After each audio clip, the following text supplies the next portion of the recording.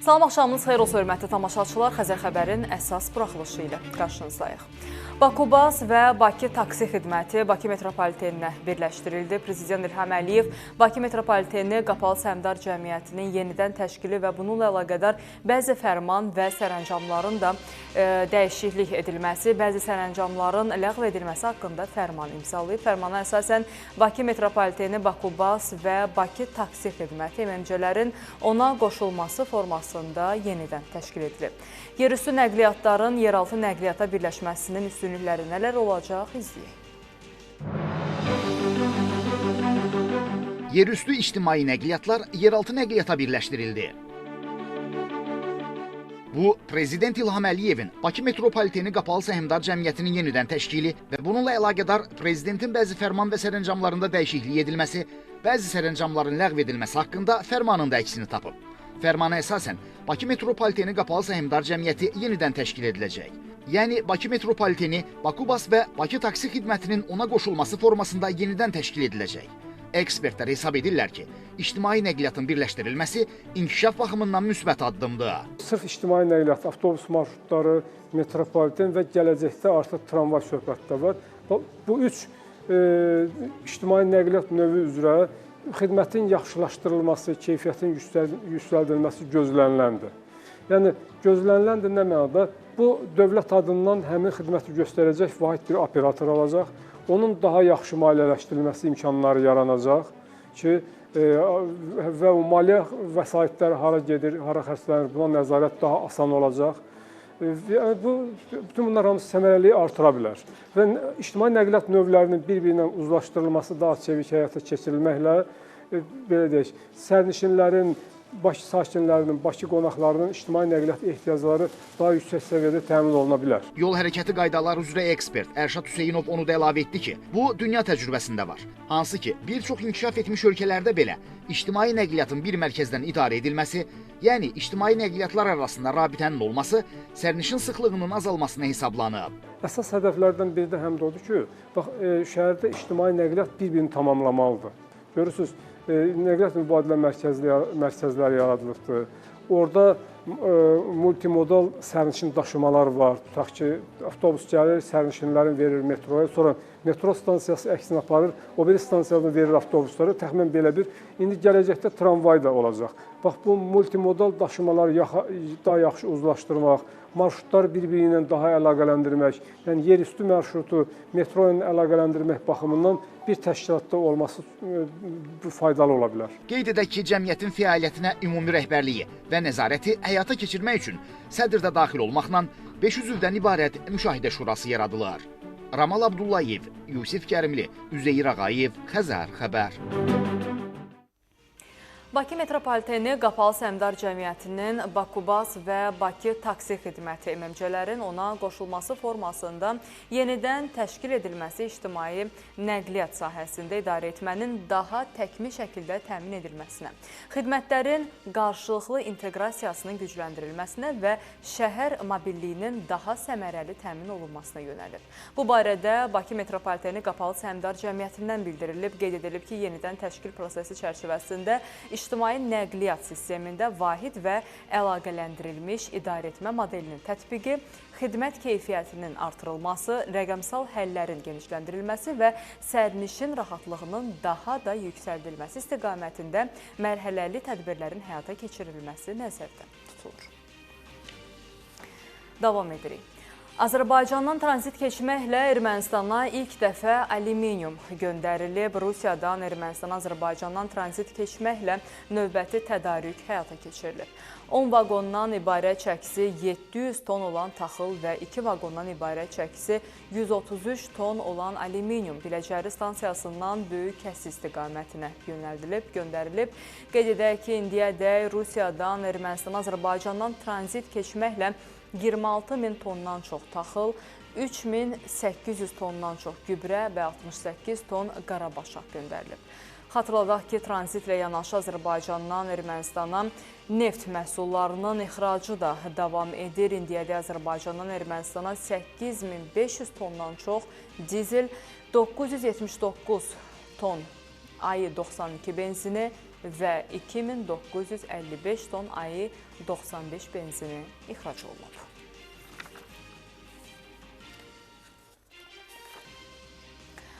Bakıda keçiriləcək forum üçün 28 mindən çox şəxs qeydiyyatdan keçib. Bu fikirlər VUF 13-ün təşkili ilə əlaqədar yaradılmış Təşkilat Komitəsinin iclasında bildirilib. Prezident Administrasiyasının rəhbəri, Təşkilat Komitəsinin sədri Samir Nuriyev mayın 17-sindən 22-sinədək Bakının dünyanın şəhərsalma və dayanıqlı inkişaf gündəliyi üzrə ən mötəbər beynəlxalq platformalarından birinə ev sahibliyi edəcəyini diqqətə çatdırıb. Təşkilat Komitəsinin sədri Prezident İlham Əliyevin rəhbərliyi ilə qlobal miqyaslı tədbirlərin ölkəmizdə keçirilməsinin artıq ənənə halını aldığını bildirib. Samir Nuriyev VUF 13-ün Azərbaycanın müasir şəhərsalma baxışının dayanıqlı inkişaf gündəliyinə verdiyi töhfələrin, həmçinin işğaldan azad edilmiş ərazilərdə həyata keçirilən geniş miqyaslı bərpa və quruculuq modelinin beynəlxalq miqyasda təqdimatı baxımından mühüm əhəmiyyət daşıdığını vurğulayıb. 2026-cı ilin ölkəmizdə şəhərsalma və memarlıq ili elan edilməsinin VUF 13-ün əhəmiyyətini daha da artırdığı qeyd olunub. Samir Nuriyev forumda iştirak üçün bu günədək 177 ölkədən 28 mindən çox şəxsin qeydiyyatdan keçdiyini, onların təxminən yarısının xarici nümayəndələr təşkil etdiyini bildirərək, bunun VUF 13-ə beynəlxalq marağın yüksək göstəricisi olduğunu qeyd edib.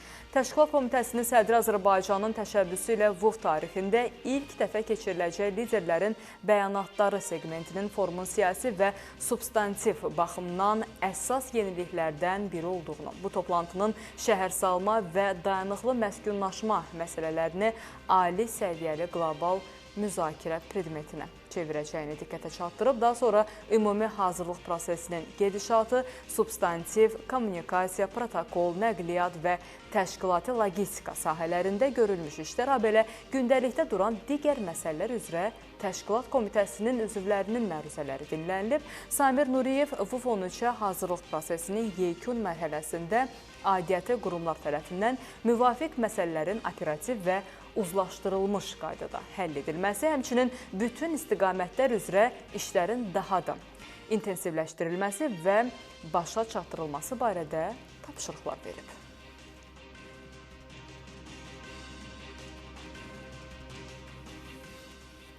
Davam edirik, hörmətli tamaşaçılar. Gübrənin bahalaşması bazardakı məhsulların qiymətlərinə də təsir edəcək. Bunu Kənd Təsərrüfatı Naziri Məcnun Məmmədov Xəzər xəbərə müsahibəsində deyib. Nazir həmçinin bildirib ki, ərzaq təhlükəsizliyində əsas hədəf taxıl istehsalında məhsuldarlığı artırmaqdır. Məcnun Məmmədov bu ildən alma və nar istehlakçılarının subsidiya ala biləcəklərini də açıqlayıb. Gübrənin bahalaşması bazardakı məhsulların qiymətlərində də hiss olunacaq. Bunu Kənd Təsərrüfatı Naziri Məcnun Məmmədov Xəzər xəbərə müsahibəsində deyib. Nazir bildirib ki, bəzi gübrələr ithal olunduğu üçün hazırki vəziyyət qiymətlərə təsir edəcək. Hörmüz boğazının bağlı olmağı və ya oradakı logistik çətinliklər istər-istəməz dünya gübrə qiymətlərinə mənfi təsir edəcək və istər-istəməz onlar yüksələcək. Yəni, kənd təsərrüfatı üçün mənfi təsir edəcək. Azərbaycanda hal-hazırda bu ana 3 gübrədən biri istehsal olunur.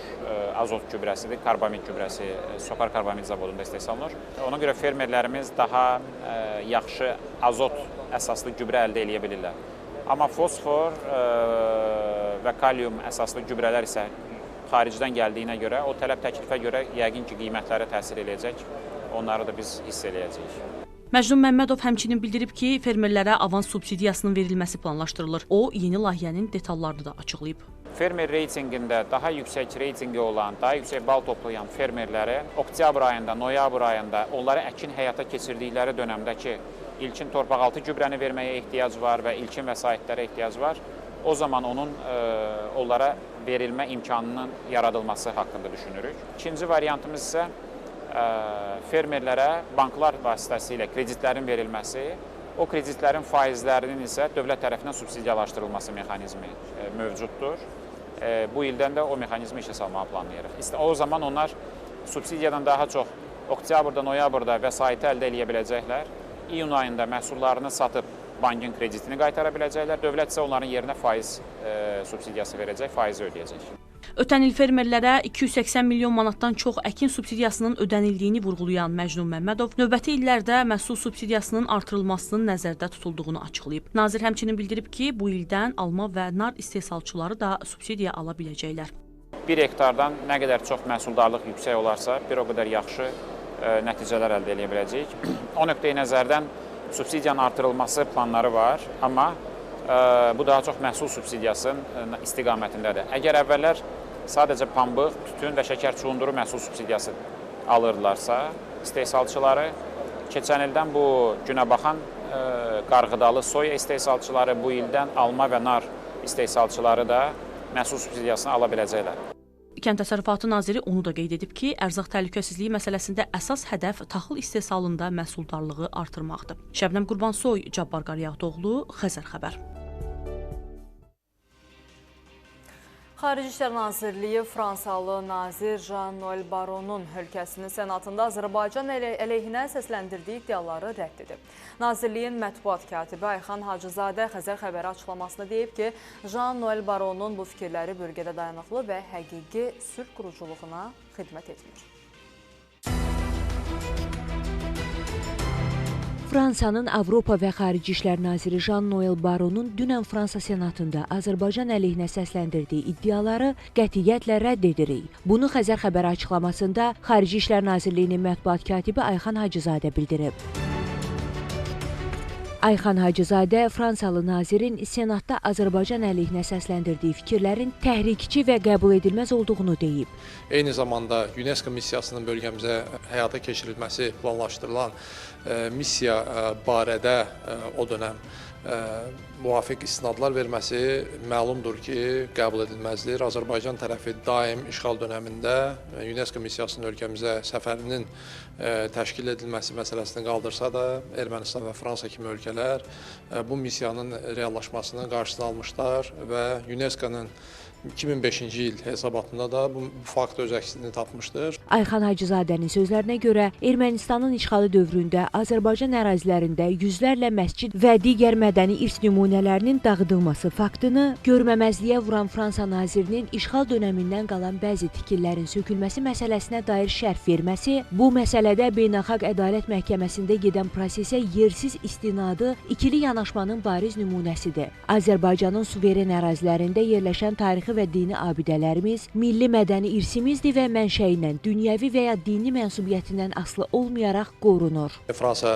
tərəfi Azərbaycanın suverenliyini sual altına alan, eyni zamanda Azərbaycanda dini və mədəni abidələrin qorunmasını şübhə altına alan açıqlamalar verib. Bu açıqlamalara qətiyyətlə rədd edirik və pisləyirik. Azərbaycan tərəfi öz suveren ərazilərində beynəlxalq hüququn norma və prinsiplərinə uyğun olaraq həyata keçirdiyi haqq ədalət müharibəsindən sonra bölgədə sülh və sabitliyin bərpa olunması istiqamətində atdığı addımları şübhə altına alan, eyni zamanda Azərbaycanın suveren əraziləri üzərində hüququnu şübhə altına alan bu kimi açıqlamaları qəbul edilməzdir. Azərbaycanın Qarabağ bölgəsinin, Dağlıq Qarabağ kimi ifadələr işlətməklə müvafiq olaraq istinadlar verilməsi də öz-özlüyündə qəbul edilməzdir. Xarici İşlər Naziri rəsmisi bildirib ki, Fransanın Avropa və Xarici İşlər Nazirinin bu kimi açıqlamaları bölgədə dayanıqlı və həqiqi sülh quruculuğuna xidmət etmir. Aytən Fehruz, Ramil İbrahimov, Xəzər xəbər.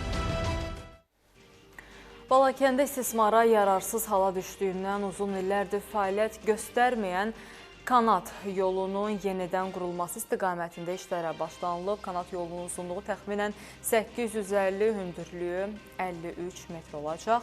Hərəkət müddəti 4 dəqiqə təşkil edəcək. Quruquda quraşdırılmış 6 kabinə vasitəsilə saatda 300-dən çox sərnişinin daşınması mümkün olacaq.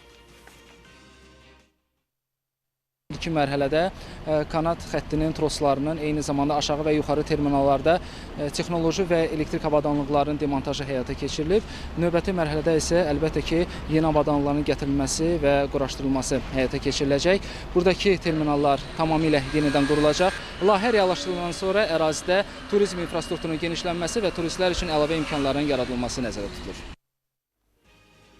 Biləsuvarda gənclərin mübahisəsi qanla nəticələnib, 2 nəfər bıçaqlanıb.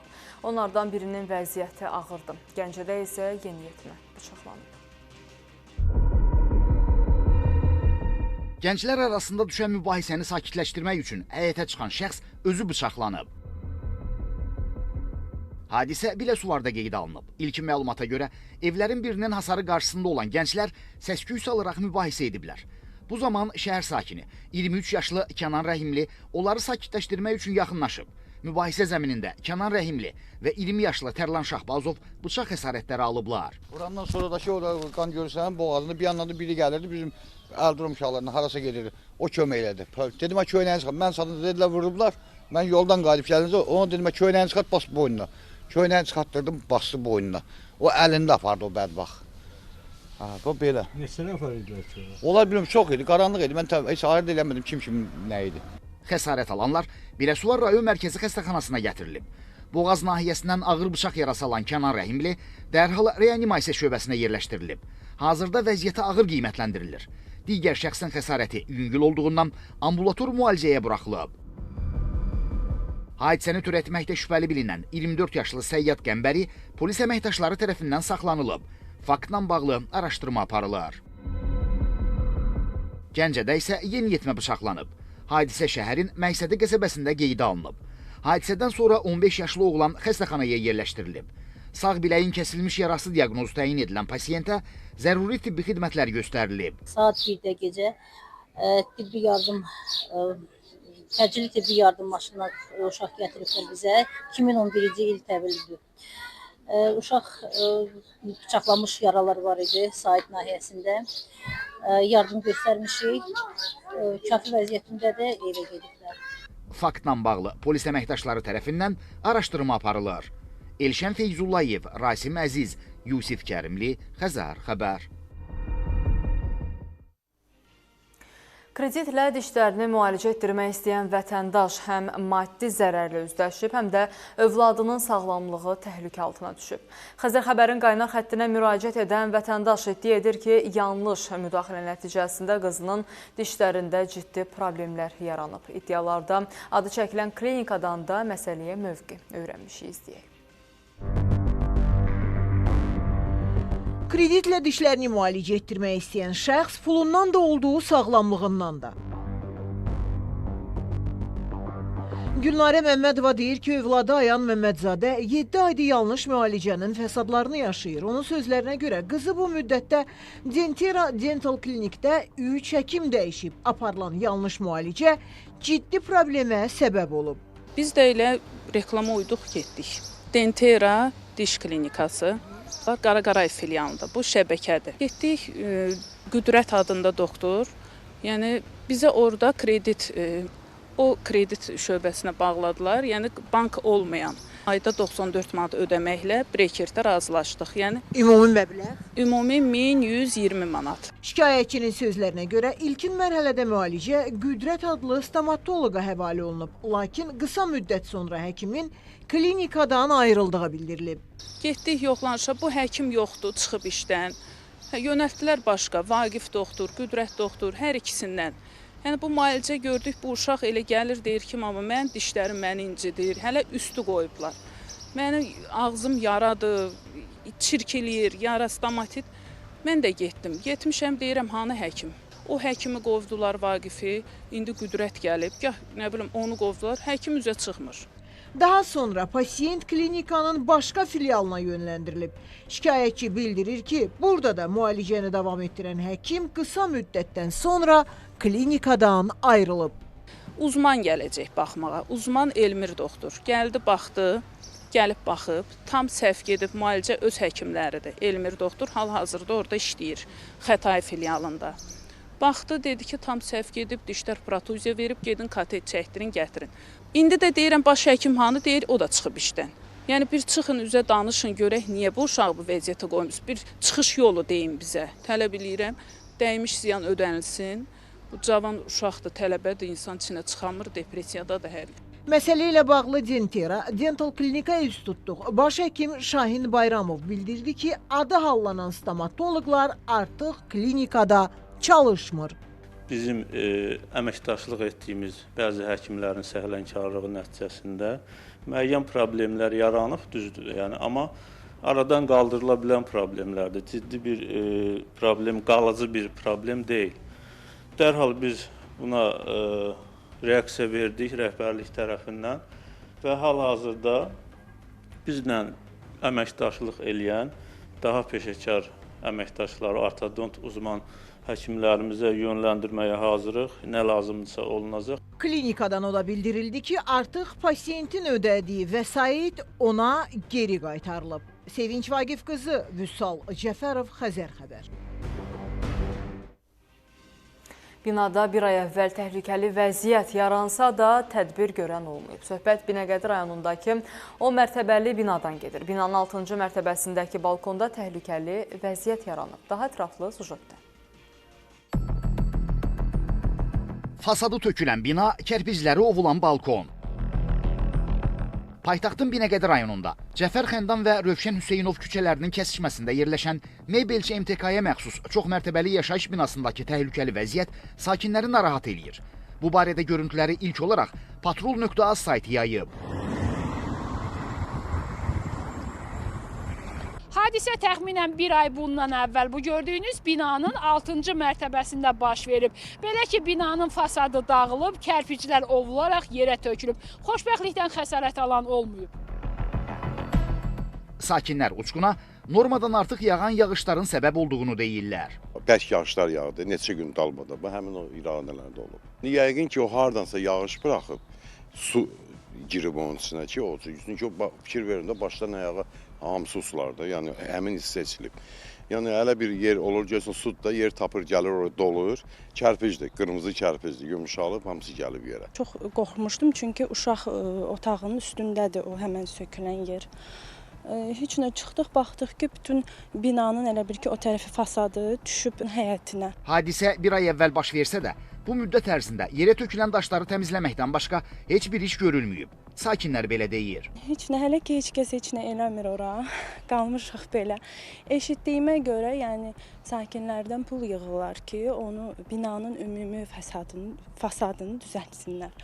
Amma belə yəni həmən orada kim yaşayırsa heç bir yəni düzəltmir oranı. Bir də yağış yağsa, yəni ora çökəcək də konkret.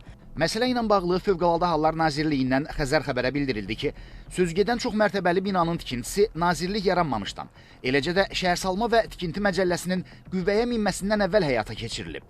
Mütəxəssislər tərəfindən ünvana baxış keçirilən zaman qeyd olunan yaşayış binasının fasadından kərpiclərin qoparaq tökülməsi faktı öz təsdiqini tapıb. Baş verə biləcək xoşagəlməz hadisələrin qarşısının alınması məqsədi ilə təxirə salınmaz tədbirlərin görülməsi üçün aidiyyəti qurumlara aprelin 7-sində rəsmi məktublar göndərilib. Binəqədi rayon icra hakimiyyətindən isə sözü gedən problemin Meybelçi MTK-nın məsələsi olduğu bildirildi. Sakinlərin binanın komendantı kimi təqdim etdiyi Akif Fətəliyev isə bildirdi ki, bu binanı 25 il əvvəl Meybelçi MTK tikib. Artıq belə bir şirkət mövcud deyil. Bu, köhnə korporativ binadır. Sakinlərin binanın fasadını təmir etmək imkanı isə yoxdur. Ona görə də aidiyyəti qurumların köməyinə ehtiyac var. Nigar Polad, Yusif Gərimli, Namiq Hüsüyev, Xəzər xəbər. İran və Amerika Birləşmiş Ştatları arasında münaqişənin bitəcəyi istiqamətində müsbət siqnallar sezilir.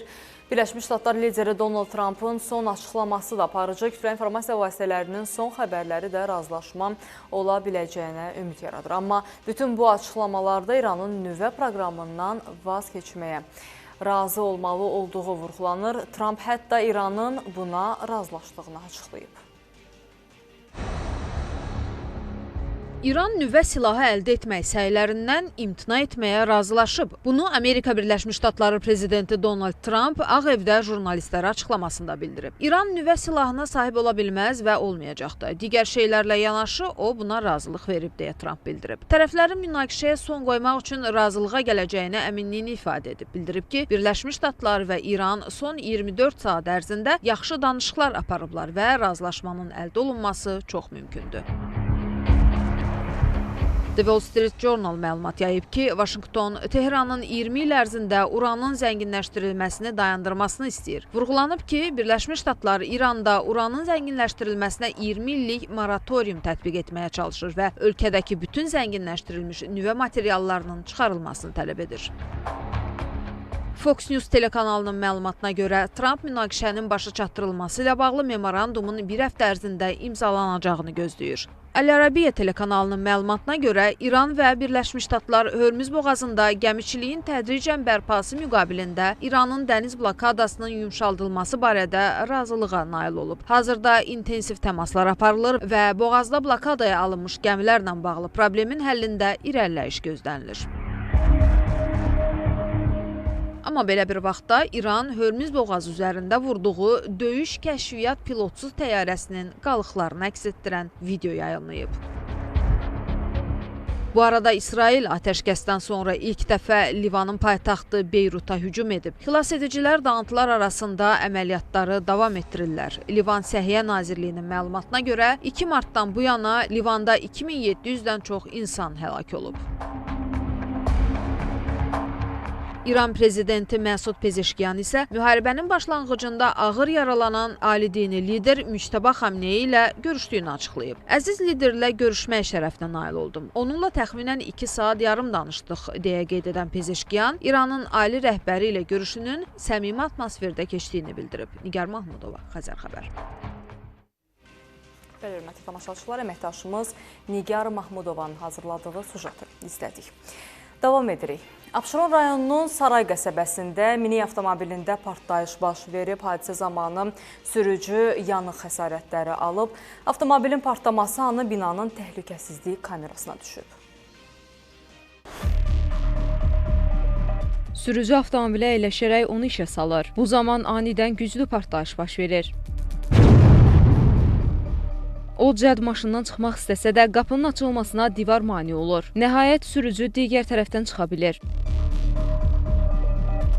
Görüntülər Abşeron rayonunun Saray qəsəbəsindəndir. Partlayış hadisəsi Saray qəsəbəsində yaşayış komplekslərinin birinin qarşısında, yəni hazırda dayandığım bu ünvanda 75 saylı binanın qarşısında qeydə alınıb. Belə ki, şirkətlərin birinə məxsus olan avtomobil anidən partlayışla müşahidə edilib və qeyd edim ki, həmin vaxt içində sürücü də olub və sürücü müxtəlif dərəcəli bədən xəsarətləri alıb. Səhər saatlarında sürücü 31 yaşlı Rəşad Məmmədov avtomobili işə salmaq istəyən zaman salonda əvvəlcədən toplanmış qaz yığını partlayıb. Partlayışdan sonra yanğın hadisəsi qeydə alınmasa da, sürücü bədəninin müxtəlif nahiyələrindən yanıq xəsarətləri alıb. Hadisə yerinə Fövqəladə Hallar Nazirliyinin yanğın söndürən briqadaları, Daxili İşlər Nazirliyinin əməkdaşları və təcili tibbi yardım briqadası cəlb olunub. Şahidlərin sözlərinə görə, partlayışın səsi ətrafdakı binalardan da eşidilib. Hadisədən təşvişə düşən sakinlər dərhal əraziyə gəlib. Partlayış səsi eşitdim, çıxdım.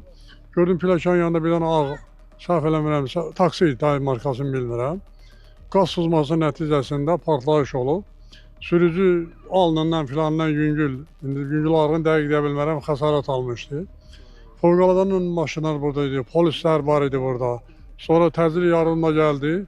O sürücünü götürdülər xəstəxanaya. Saat 9-da olardı oralarda. Hə, o vaxtlar idi. Çıxdım, gəldim, gördüm ki, burada bir dənə ağ taksi maşındır. Sahibi də elə burada yaşayır. Dedi, xəsarət olan var. Qaz sızması olub maşına. Qaz sızması olub maşına. Maşında partlayış olubdu. Təbibdən Xəzər xəbərə bildirildi ki, təcili tibbi yardım briqadası tərəfindən 31 yaşlı şəxs üz nahiyəsinin termiki yanığı diaqnozu ilə Sumqayıt Tibb Mərkəzinin təcili tibbi yardım xəstəxanasına hospital olunub. Üzün, boynun, hər iki saydım, əllərin arxa səthinin 2-2 dərəcəli yanığı diaqnozları təyin edilən pasiyentə təcili tibbi yardım şöbəsində zəruri tibbi xidmətlər göstərilib. Daha ixtisaslı xidmətə görə Nərmanov Tibb Mərkəzinin nəzdində yanıq mərkəzinə təxliyə olunub. Şəxsin vəziyyəti stabil qiymətləndirilib və ambulator müalicə üçün evə buraxılıb. Faktla bağlı araşdırma aparılır. Nizami Rəsulov, Fidan Əsədli, Xəzər xəbər. Paytaxtın bəzi küçələrində yeni xətlənmələr icra edilib. Bu xəttlərdə sürücülər avtobus zolağına daxil ola bilərlər. Lakin yeni nişanlar bəzi sürücülərdə çaşqınlıq yaradıb. Avtobus zolağına daxil olmaq olar, ya orta zolaqlardan da sağa dönmək mümkündür. Bakıda bəzi yollarda çəkilən yeni xətləmə nişanları sürücülərdə çaşqınlıq yaradıb. Paytaxtın bəzi mərkəzi küçələrində yeni nişanlanma xətləri sürücülərin diqqətini çəkib. Belə ki, bu xəttlər əsasən avtobus zolağı ilə yolun digər hərəkət zolağının kəsişməsində çəkilib. Bəs bu xəttlər nə ifadə eləyir? Sürücülərdən soruşaq. Bu cür nişanlanma xəttləri ilə ilk dəfə qarşılaşdıqlarını deyən sürücülər bunun nə ifadə etdiyini bilmədiklərini dedilər. Xətt odur ki, sağa çıxmaq olar da, dönmək olar buradan. Mən düşünürəm ki, bəzi hallarda bəli, bir neçə küçə var ki, çaşdırıcı momentlər var orada. Bəzi sürücülər isə çaşqınlığın təcrübəsizlikdən irəli gəldiyini bildirirlər. O ümumiyyətlə yol nişanını bilməyən sürücülərdir. Biləndən sonra heç bir çətinlik yoxdur. Çaşa bilər, deyə bilmirik. Təcrübədən asılıdır, təcrübən az olsa çaşa da bilərsən. Belə arada yaradır, arada xeyir. Bilmirəm. Mən sadəcə nişanlara diqqət edirəm. Yerüstü Nəqliyyat Agentliyindən Xəzər xəbərə bildirildi ki, bunlar 1.11 nişanlanma xəttləridir və bir çox yollarda istifadə olunur. Bu xəttlər ikinci zolaqla hərəkət edən nəqliyyat vasitələrinə sağa dönmək üçün sağ zolağa keçməyə icazə verir. Bakı şəhər Dövlət Yol Polisi İdarəsindən isə məlumat verildi ki, sağa dönmək üçün 1.11 nişanlanma xəttindən sağ zolağa keçid edilməlidir. Nəqliyyat vasitələri zolaqlar üzrə hərəkət zamanı məcbur edici düzünə nişanın tələbini pozaraq sağa döndüyü halda 40 manat məbləğində cərimə tətbiq edilir. Minaya Zaman Vüsal Hüseynov, Xəzər xəbər. Şəmkir rayonunda yüksək təzyiqli su xəttində qəza baş verib, suvarma suyu ətraf ərazilərə yayılıb. Əraziyə Fövqəladə Hallar Nazirliyinin əməkdaşları cəlb edilib. Stansiyaya dolan suyun çəkilməsi istiqamətində tədbirlər görülüb. Şəmkirdə su xəttində qəza baş verib, ətrafı su basıb. Hadisə rayonun Yeniabad kəndində Şəmkir Nasos stansiyası ərazisində qeydə alınıb. Suvarma təyinatlı 3000 mm-lik boruda baş verən qəza nəticəsində suvarma suyu ətraf ərazilərə yayılıb. 3000 mm-lik suvarma borusunun partlaması nəticəsində Şəmkir Maşın Kanal İstismar İdarəsi ətrafındakı ərazi suyun altında qalıb. Məlumata görə qəzaya elektrik təminatının dayanması nəticəsində boruda yüksək hidrotəzyiqin yaranması səbəb olub. Hadisədən dərhal sonra boru xətti ilə suyun verilişi dayandırılıb. Nəql edilən su dayandıqda əks klapanda ani qapanma baş vermişdir. Amma biraz gecikmə olduğuna görə, əks klapan qapanması biraz gecikmə ilə ani qapanma baş verdiyinə görə boruda hidrotəzyiq yaranmışdır. Nəticədə qaynaq hissədə qopma baş vermişdir. Borunun içərisində olan su ətrafa dağılmışdır. Fərdi təsərrüfatlara, evlərə heç bir zərər dəyməmişdir. Hazırda qəzanın fəsadlarının aradan qaldırılması istiqamətində işlər davam etdirilir. Bildirilir ki, su tam dayandırıldıqdan sonra boruda qaynaq işləri aparılacaq və daha sonra suyun verilişi bərpa olunacaq. Rasim Əziz, Rafail Mailbəy, Ayas Süleyman Soy, Xəzər xəbər. Bazarlarda məhsul bol olsa da, amma qiymətlərdə bahalıq var. Buna səbəb kimi isə satıcılar havaların yağışlı keçməsini göstərirlər. Yağışlı hava məhsul yığımına mane olur ki, bu da qiymətlərdən yan ötünür.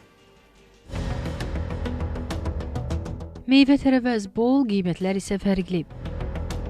Piştaxtaları mövsümi məhsullar bəzəyir. Satanlar bolluqdan razı olsalar da, alanlar isə bəzi qiymətlərdən narazıdır. Normaldır, püstür. Nədə bahaçılıq var? Tərəvəzdə yoxsa meyvədə? Meyvələrin hansına baxsın, hələ hamısı bahadır. Heç bir ucuzu yoxdur. Amma gəlin nə yola veririk də indi. Tərəvəzlərə necədir vəziyyət? Püstür. Hardasa baxır mala nə alırsan da. Məsələn, meyvədən ucuzluq hiss elədiniz tərəvəzdə? Meyvədə də tərəvəz bahadır. Meyvədə ancaq ucuzluq var. Ümumiyyətlə isə bazarlarda məhsulların qiyməti gətirildiyi bölgəyə və ölçüyə görə dəyişir. Çəli 3 manatdır, 2 manata da var, 3 manata da var. Yəni kalibrına baxırlar da, iri xırdası. Göycə 5 manat, 4 manat, alça 2 manat 50 qəpiyə. Pomidor hər qiymətə var qızım. Bax 2.30-a da var, 2.50-yə var, 2.70-ə var. Bir illik yaxşıdır, qəşəng. Hər şey bolluqdur. Kalibr iri xırdasıyla ölçülür. Bax irisi 1.50-dir. Ondan xırda 2, ondan xırda 2.20, laf xırdası 2.50. Anam, xiyar bu 2 manata. Bu 2.50-yə, dolmalıqdır hamısı. Xiyar 2.50-yə. Zirə malıdır, təmiz şumaldır. Meşox malı deyil. Tənəkdəki üzüm yarpağıdır da, 3.50. Kah 50-cə qəpik, ucuz, 3'ü 1 manat. Paxla 1.50. 1.30-adır. Lobiya neçədir? 5 manat. Qırmızı soğan 1 manat 20 qəpik, kartof da təzə 1 manat. Tərəvəzlərdən kartofun təzəsi ilə köhnəsi arasında qiymət fərqi çoxdur. Satıcılar isə bunun səbəbini belə izah edir. Yox, köhnə kartofun alıcısı çoxdur, çim təzədən. Təzəni alan az. Çünki köhnə kartofun dadı və keyfiyyəti yaxşıdır. Təzə tez xarab olur. Təzə tez xarab olur, bəli. Təzənin alıcısı artıq demək olar ki, yoxdur. Alan da 1 kilo, 2 kilo alır, o da bizi qane eləmir. Ümumiyyətlə, bəs qiymətinin baha olmağının səbəbi nədir? Qiymətin baha səbəb olmağı ki, təzə kartof Rusiyaya gedir ona görə. Əksinə bu kartof ömrü azdır, ondan birazdan sonra qutarır. Köhnə kartof ucuzdur. Təzə deyə ona görə. Təzələr baha olur. Satıcılar bildirir ki, son günlər bazarlarda məhsulların qiymətinin baha olmasının səbəbi havaların qeyri-sabit keçməsidir. Qiymətdə mal yoxdur da, bahadır mal. Hələ təzə salyan gəlir, 3 neçəyə salyan verir avtomobil. Yəni mal bahadır, yoxdur. Qıtdır mal. Yağışlarla mı əlaqədar, nə ilə əlaqədar? Yağışlarla leysan yağır, rayonlara yağış yağır, ona görə də mal bahalaşır.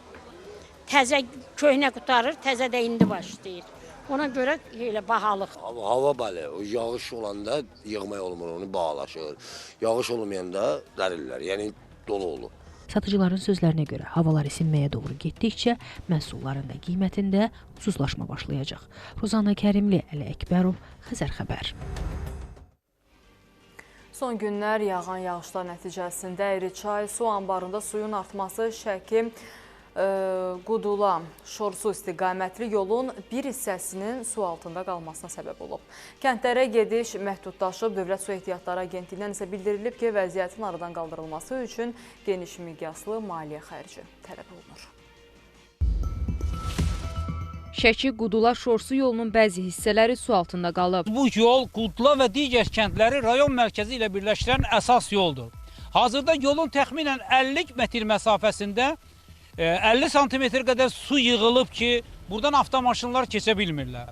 Kənardan alternativ yol qoyulub, yəni torpaqdan olan yol çəkilib ki, bu yolda kifayət qədər kələ-kötür olduğundan sürücülər deyirlər ki, yağışlı vaxtda bu yoldan istifadə heç etmək mümkün olmur. Ona görə də məcburən bu suyun içindən keçməli oluruq. Buna səbəb son günlər yağan şiddətli yağışlar nəticəsində Əyrçay su anbarında suyun artmasıdır. Nəticədə Qudula kəndinin Yevlax-Gürcüstan magistralı və Şəki istiqamətində olan mövcud hər iki yol bağlanıb. Sakinlərin sözlərinə görə 15 günə yaxındır ki, yolu basan suyun içindən çətinliklə keçməli olurlar. Vəziyyət çox pisdir, su basıqdır. Yağanda bundan da artıq pis olur. Maşın dağılır, su keçir hər şeylə, maşınlar sıradan çıxır. O tərəfdən heç cür mümkün deyil keçmək, o ən tərəfdə maşının altı dağılır. Vəziyyət çox bərbaddır, yəni. O bir yolumuzda, yəni xarab, bu yolda bu gündə. Çox çətindir, çox çətindir. Necə keçirsiniz? Çox zulümlə. Pis gündədir, maşınlardan, hamı maşını sınır, pis vəziyyətdədir. Yəni, biraz baxılsa yaxşı olar. O bir yolla getmişəm, məcburiyyət qarşısında buradan gəldim. Nətər keçirsiniz sudan? Zülümlə, güc-bəla ilə, göz qabağındadır. Hal-hazırda xəstə gətirsiniz? Bəli. Başqa yolda yoxdur? Yoxdur, yox. Bu sudan çıxanda batır da, yəni maton yatır qalır suyun ortasında. Bir müsibətlə bir təhər çıxarırıq oradan da yenə.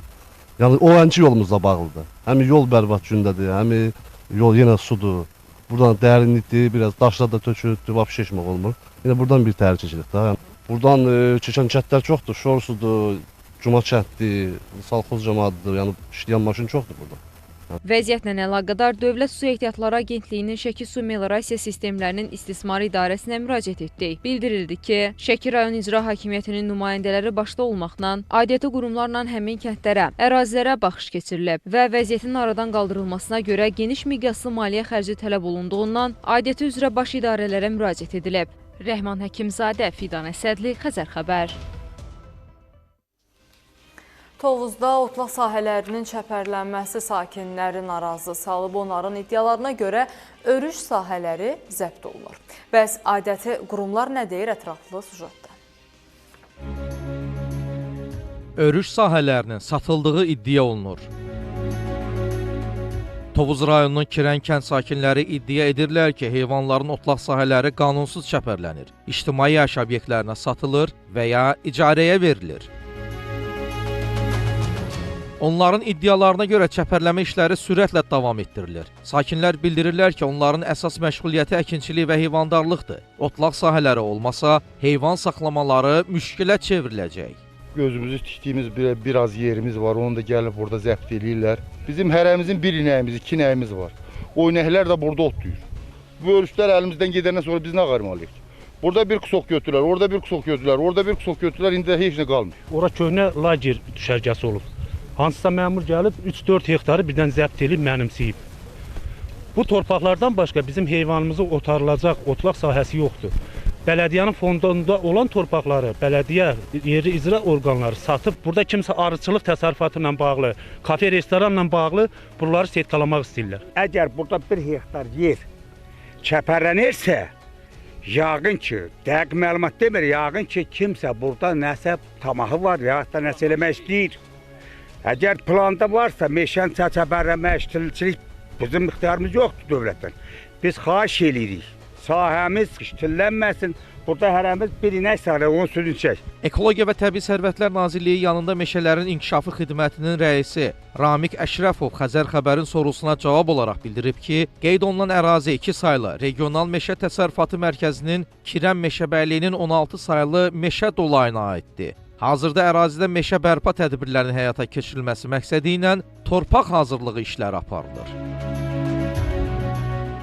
Tovuz rayon icra hakimiyyətindən isə vətəndaşların iddiasına cavab olaraq bildirilib ki, torpaq sahələri üzərində sərəncam vermək inzibati ərazi üzrə nümayəndələrin səlahiyyətləri daxilində deyil, tikintilər xüsusi mülkiyyətdə olan torpaq sahələrində aparılır. Cümşüd Məmmədov, Ayaz Süleymansoy, Xəzər xəbər.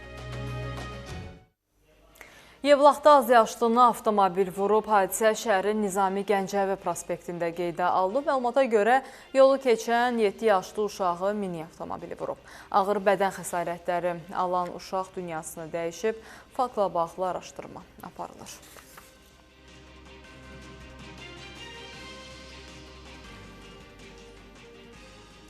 Rusiya Xarici İşlər Nazirliyi Ukrayna vətəndaşlarını Rusiya Müdafiə Nazirliyinin Kiyevi vaxtında tərk etmək barədə tövsiyələrinə ciddi yanaşmağa çağırıb. Bu bəyanatla Rusiya Xarici İşlər Nazirliyinin rəsmi nümayəndəsi Mariya Zaxarova çıxış edib. Onun sözlərinə görə bu tövsiyə Ukraynanın 9 may faşizm üzərində qələbənin il dönümünə həsr olunan paradı pozmaq cəhdlərinə cavab olaraq zərbə endirmə ehtimalı ilə əlaqədar verilib. Qeyd edək ki, dünən Rusiya Xarici ölkələrə diplomatlarını Kiyevdən təxliyə etmək çağırışı ilə nota təqdim etmişdi. Son məlumatlara görə isə Rusiya 9 may qələbə günü münasibəti ilə atəşkəs elan edib. Bu barədə Rusiya Müdafiə Nazirliyi məlumat yayıb. Bildirilib ki, atəşkəs mayın 8-i saat 00:00-da qüvvəyə minəcək və mayın 10-na dək davam edəcək. Nazirlik onda bildirib ki, bu qərar Rusiya prezidenti Vladimir Putinin sərəncamına əsasən verilib.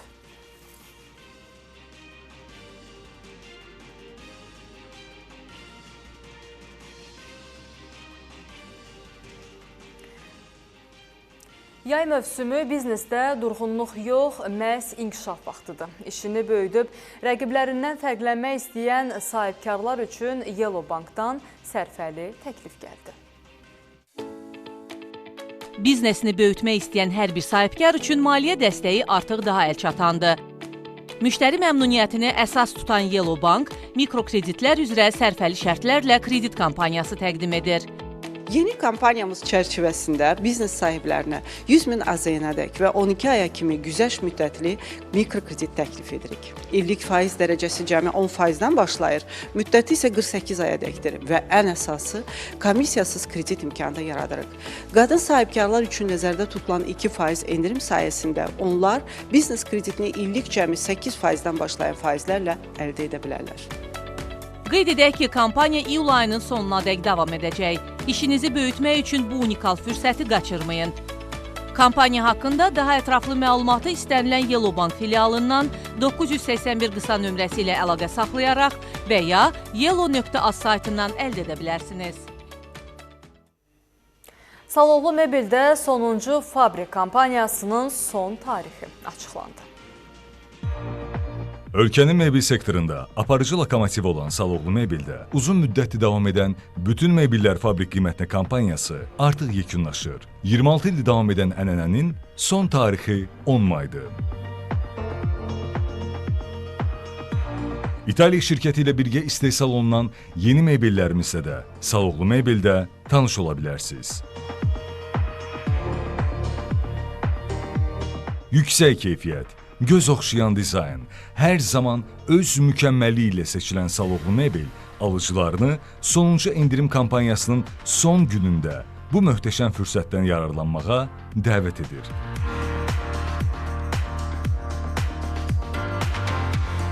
Son kampanya, son fürsət, son tarix, 10 may, Saloğlu Mebel, 26 ildir sizinləyik.